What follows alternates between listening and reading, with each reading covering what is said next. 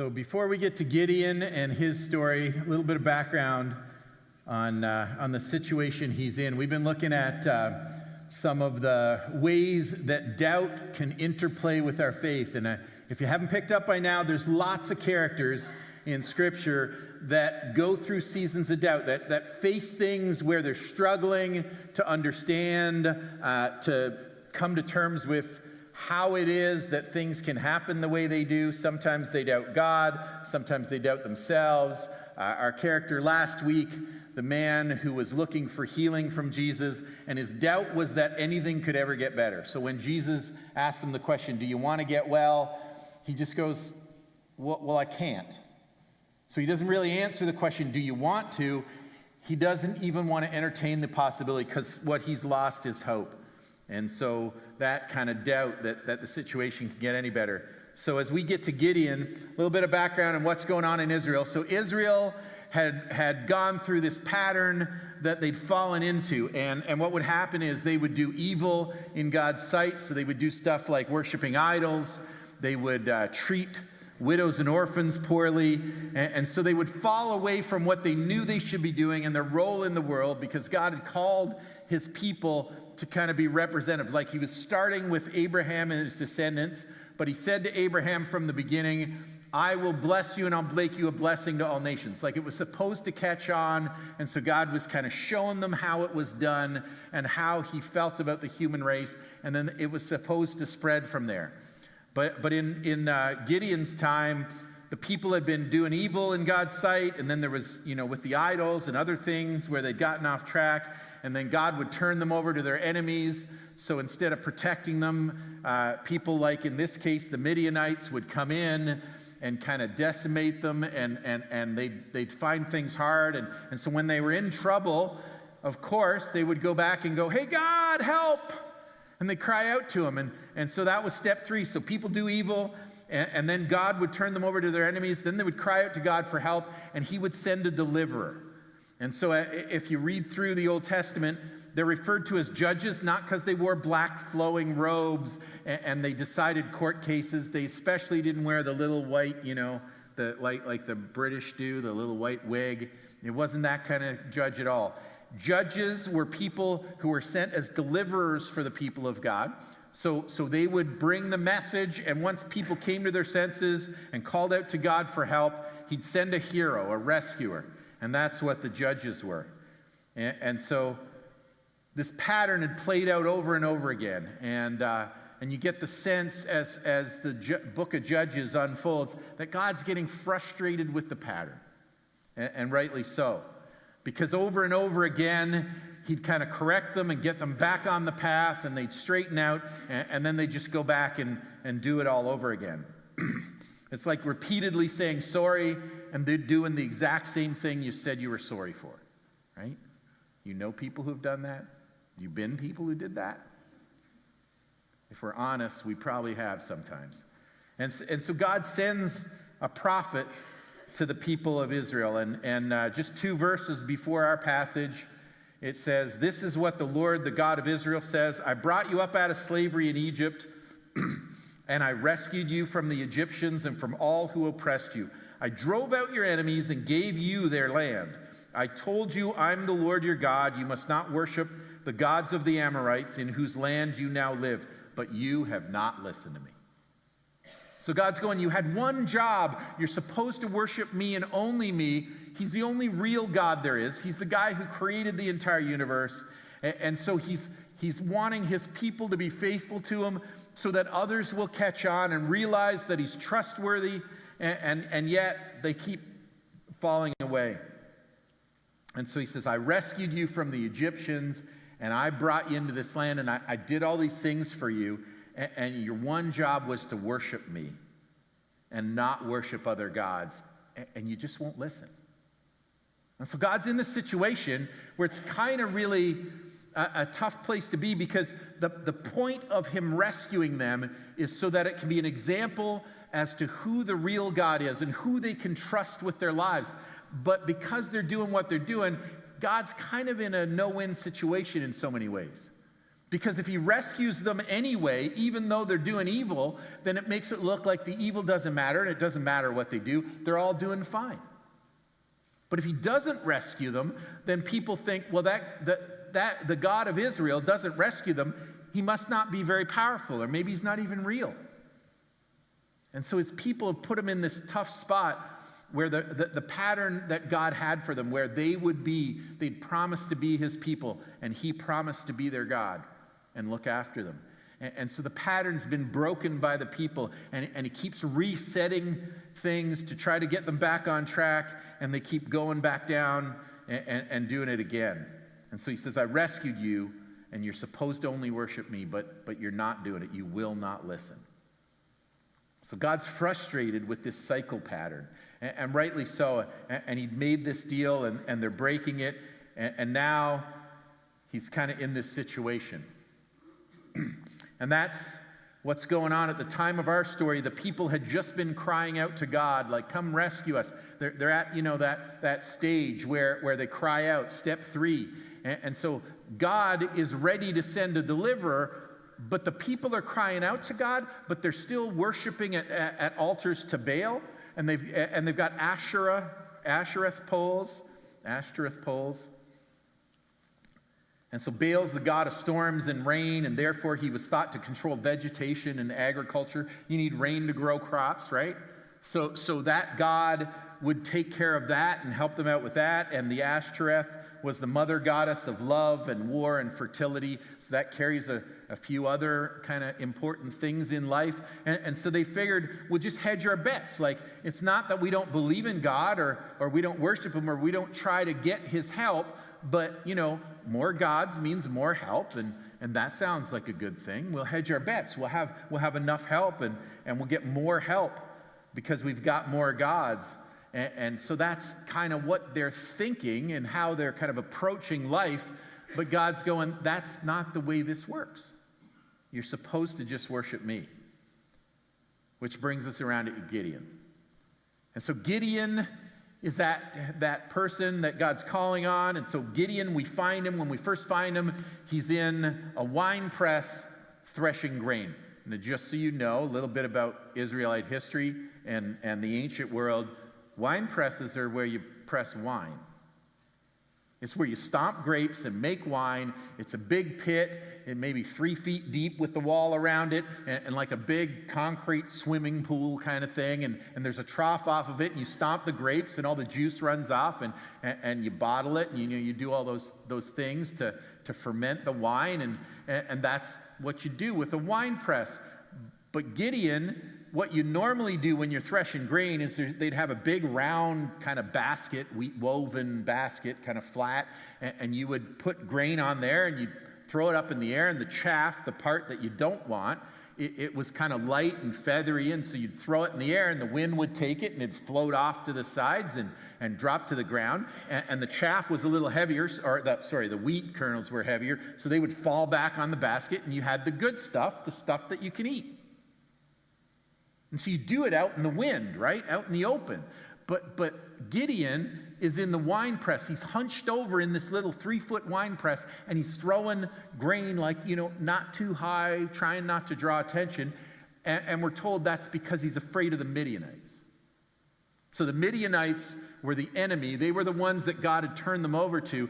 And he's scared of the Midianites, so he's hiding out, hunching down there, trying to thresh grain without drawing too much attention because the Midianites were taking their food, right? They'd see and they'd wait till the harvest time, and they'd go around and find the Israelites that were threshing grain, and they'd take it from them. So Gideon's hunched over, and he's threshing grain in this wine press, hiding out, and that's what he's doing just to be able to have some food for himself.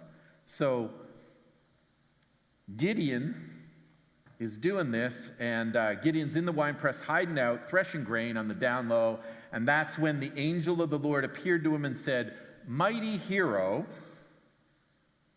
the Lord is with you." Now you can understand the irony of this, right? He's hiding out, he's down, hunched in a wine press going, "Hope they don't see me." And the angel of the Lord comes and says, "Mighty hero!" Braveheart he's not, right? And so he's hunched, he's hiding, he's scared, and the angel comes and says, "Mighty hero, the Lord is with you."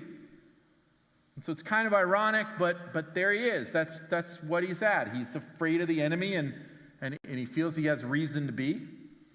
But that's what the angel says, "Mighty hero, God is with you," to which Gideon responds, "Sir, if the Lord is with us, why has all this happened to us? And where are all the miracles our ancestors told us about? Didn't they say the Lord brought us up out of Egypt, but now the Lord has abandoned us and handed us over to the Midianites?" So Gideon's saying, if the Lord's with us, why are all these bad things happening? If you've lived very long, there have been moments when you thought, "Hey, God, if you're supposed to be the one that's helping us, if you're really on my side, like they tell me, if you love me like I'm told in church, why are these things happening to me and the people I love? Why is this happening in my family? Why am I facing tragedy? Why do I have to struggle to make ends meet? Why aren't you more help to me?" And so he says, if the Lord's with us, why has all this stuff happened? Why are the Midianites here? Why are we being attacked? Why are they winning? Why do I have to hunch down in my wine press to thresh a little grain so that I've got something to eat? Why is this happening if the Lord's with us? Don't tell me the Lord's with us. Obviously he's not. And where are all the miracles our ancestors told us about? I've heard the stories. God does miracles, like he led us out of Egypt and we went through the Red Sea and he drowned the Egyptians. Like, is there a lake around here? Can we take care of the Midianites? God, what are you doing? But no, God isn't doing anything to take on the Midianites. He isn't drowning the Midianites. He isn't dropping fire from heaven to take them out so that we're safe. We still got to deal with them. They're beating us. Didn't they say the Lord brought us up out of Egypt? But now the Lord has abandoned us and handed us over to the Midianites. Where's God when I need him? And God either feels absent or at the very least uninterested and inactive. And so they don't see God coming through for them. And Gideon's going, "You're telling me God's with me, but I can't see it.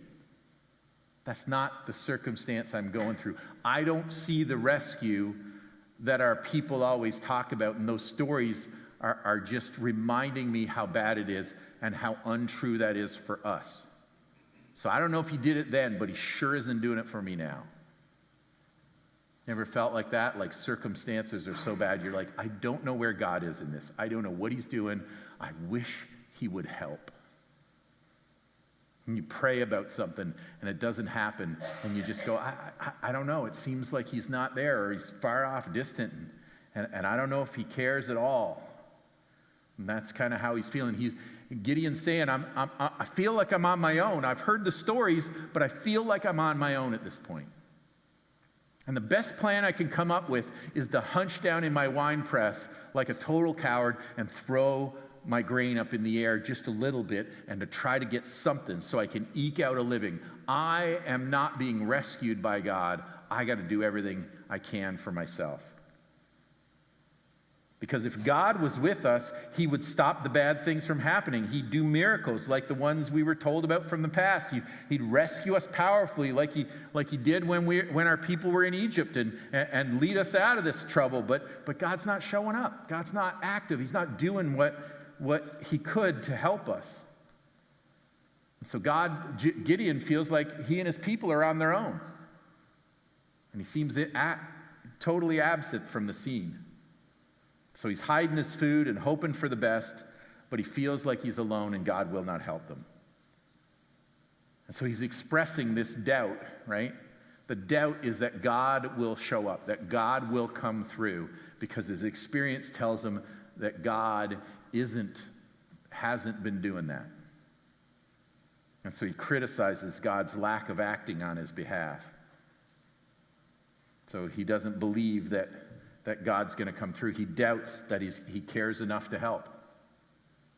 And then the Lord turned to him and says, "Go with the strength you have and rescue Israel from the Midianites. I'm sending you." You get what's happening? Gideon makes it clear, I kind of expected you to step in and help us, God. I expected you to do something about this. I expected you to provide the rescue. God should keep them from their problems, or at least once they start, he should clear them up and rescue them. And God is saying, I have a rescue plan for you, Gideon.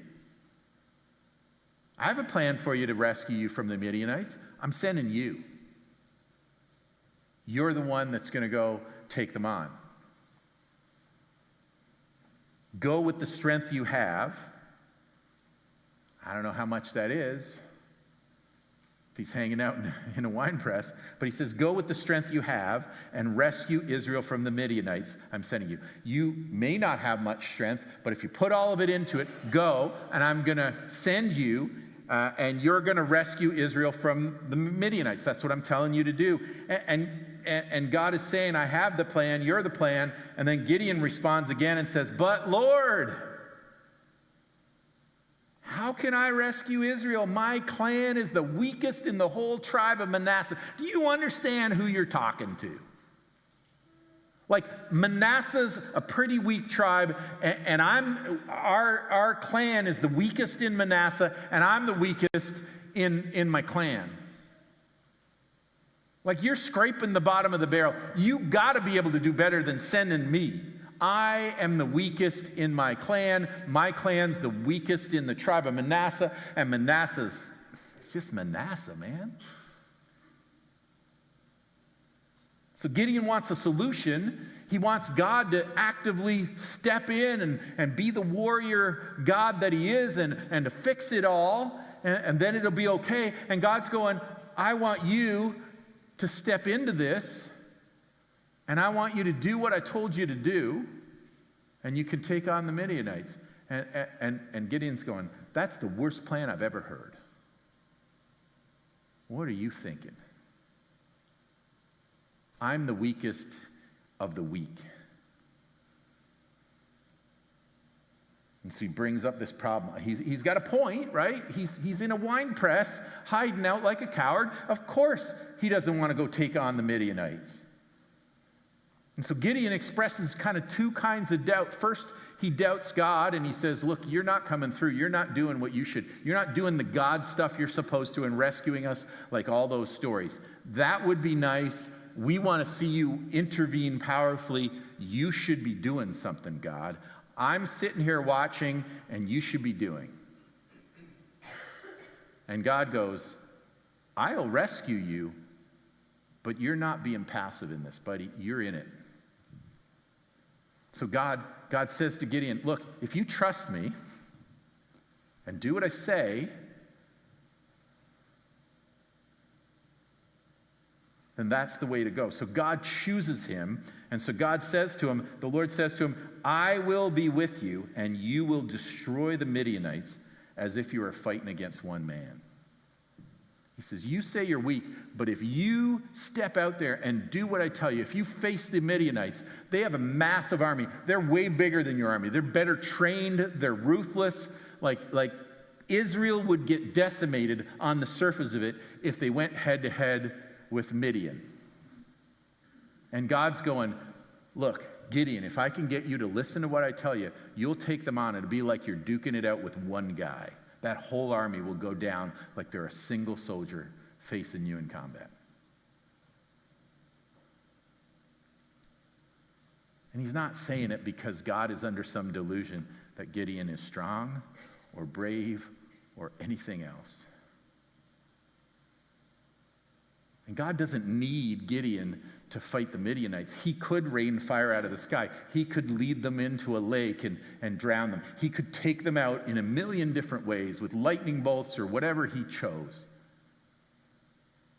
But what God chooses is what God always chooses. He speaks to human beings and he says, look, if you trust me, if you listen to me, if you put your faith in me in this situation and do what I tell you, I will give you a way through it that couldn't possibly happen under your own strength. I will lead you in a way that things will come together, and only God could get the credit because you couldn't possibly have pulled that off. I'll let you face that entire nation, and they won't be any match for you. Not because you're so strong, but because I'm so strong and because I'm with you. But I'm not going to just go do it for you while you sit back and watch. You need to stick your neck out. You need to trust me. You need to lean into what I'm telling you to do, and then it will all happen.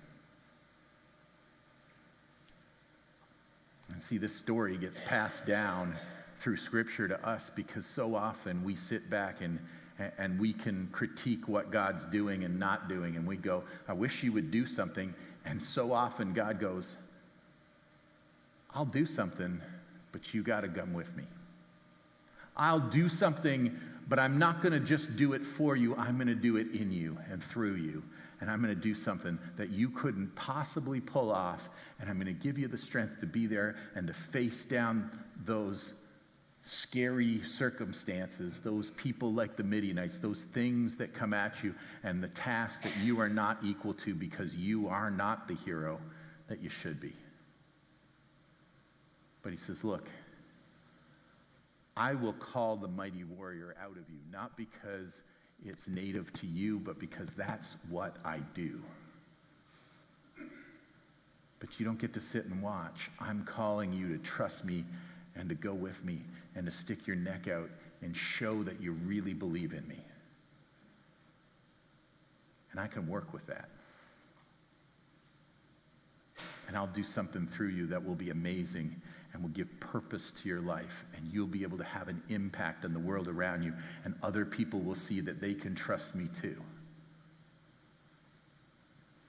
It's not just about getting you out of trouble. It's about teaching you to trust me because I am trustworthy. And I'm trustworthy for you, and I'm trustworthy for the rest of the nation of Israel, and I'm trustworthy for planet Earth and everybody on it. And as many people as possible who are willing to put their faith in him, he wants that to happen. So he says, Gideon, the way this works is you trust me. You put your faith in me, and something will happen so that it will encourage everybody around to put their faith in me too. But you don't get to just sit and watch. And when it comes to our circumstance, when we are facing situations that seem really difficult, it would be easy to say, God, what are you going to do? And God's first answer is going to be, what are you willing to trust me with? Are you going to put this in my hands? Are you going to trust me? Are you going to stick your neck out? Are you going to go all in with me and watch what I do? Or are you just, well, we'll see what happens? If we trust him, circumstances will play out exactly as they should. All things work together for good to them that love God, if you want to find another scripture to back up what I'm saying. So Gideon has this choice. He can trust God or he can back down. He can blame God because God is inactive, or he can put his money where his mouth is and he can go do what God told him to do. And God promises him that if he does that, the Midians will go down without a fight.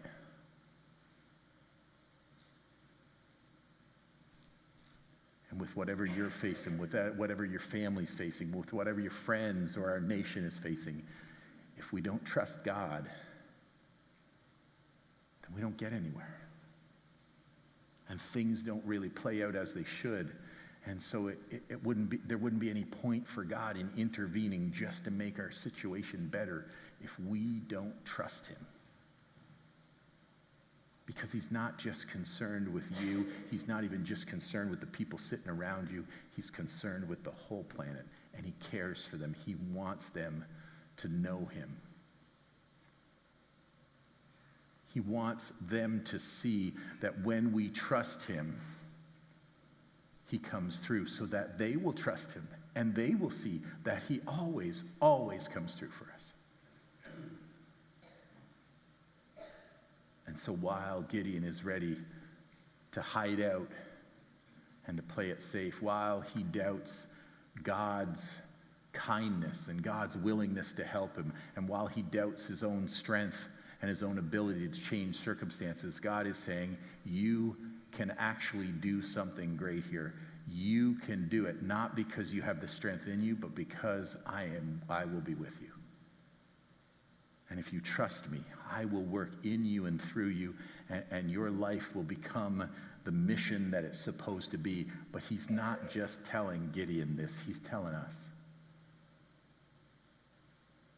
There's not one of us that God doesn't have a plan to use us to complete his mission in the world, in some part of that mission. And so he's calling you to trust him, to put your faith completely in him, to risk yourself, to show that you really believe he's going to come through. And it doesn't work any other way. He isn't going to do it just because it would be nice or to prove something to you. If you trust him, you will find him trustworthy every single time. So you got to decide for yourself if you're in or you're out, if you trust him or you don't. But his promise is, if you do trust me, the situations that you face that seem so huge, the enemies that are threatening to crush you, the circumstances that are way too big for you to handle, I will handle them with you, and you will see what happens next. And people around you will see what happens next, and some of them will turn to me. And that's his goal.